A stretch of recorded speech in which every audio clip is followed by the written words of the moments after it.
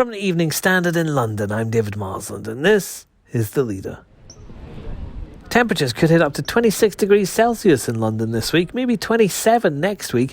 Yes, it's 31 in Spain, but for staycationers, it's not too bad. And at least one cabinet minister thinks that's what most of us should be. George Eustace, the Environment Secretary, says he's not leaving the country, and he doesn't think many people will. Our deputy political editor, Nicholas Cecil, is with me. Nicholas, is this us being told not to go abroad now? That's not precisely government advice, no. What the number 10 spokesman was saying at lunchtime today was that people can still go on holiday to green countries. Obviously, you're not supposed to go to countries that are amber or red. Mr. Eustace this morning went a bit further when he said that my advice to people would be holiday at home. And he was stressing we've got some fabulous places to go and visit this summer, though he admitted they're probably likely to be very busy. There aren't very many places left on the green list, though, are there? I can imagine there's not a great deal of public confidence in going away. No, realistically, you've got very few options to go on holiday if you want to go abroad this summer. And this is strikingly different from a few months ago, when the government was suggesting that the green list of countries would be expanded and possibly opening up lots of Mediterranean destinations like Spain and Italy. And this morning, Mr. Eustace explained that and said that sadly that's not the situation anymore. So for most families up and down the country, it very much looks like a holiday at home this summer. Yeah, now we know that if you go to a country on the green list, there is a very real possibility, as happened with Portugal, that it could be downgraded to the amber list as well.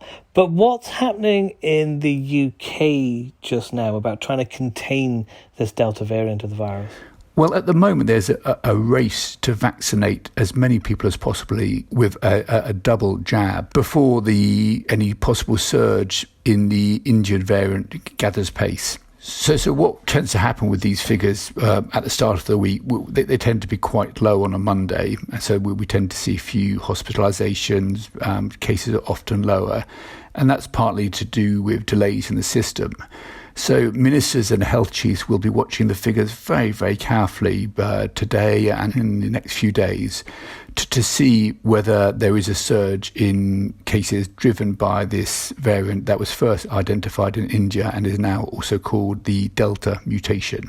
And there's extra help in places like Greater Manchester as well. Yes, so the Health Secretary announced that there was extra support being given to Greater Manchester and Lancashire. Mr. Speaker, I can tell the House that today, working with local authorities, we are providing a strengthened package of support based on what's working in Bolton to help Greater Manchester and Lancashire tackle the rise in the Delta variant that we're seeing there. And that involves extra testing, military support and supervised in-school testing.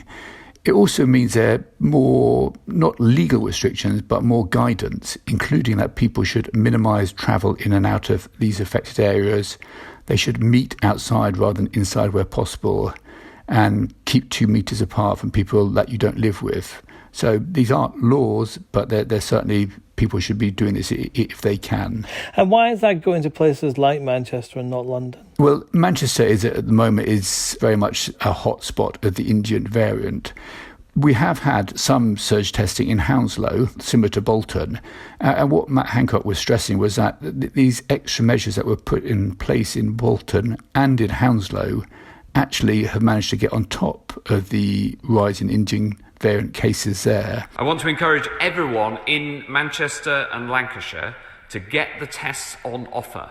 We know that this approach can work. We've seen it work in South London and in Bolton in stopping a rise in the number of cases. And what is crucial here now is, do more cases lead to more hospitalisations? And certainly the evidence so far is that for people who've had both doses of the vaccine, only a very, very small number of people are ending up in hospital. Interestingly, the vaccine minister, Nadhim Zahawi, he was saying this morning that one of his big concerns is not that you get lots more very elderly people dying, because most of these people have by now had both vaccinations. But he's concerned that you'll see a significant rise in people aged 30 to 40-year-old ending up in hospital, that they may only need 2-3 days of oxygen, as he explained. But the concern is that puts additional pressure on the NHS at a time when it is already struggling to cope.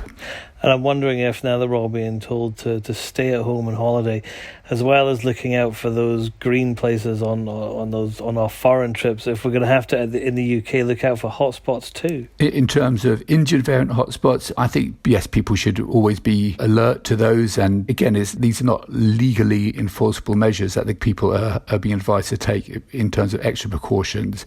They're just often sensible advice that if you know there's a surge in cases in your area, be sensible, take common sense precautions.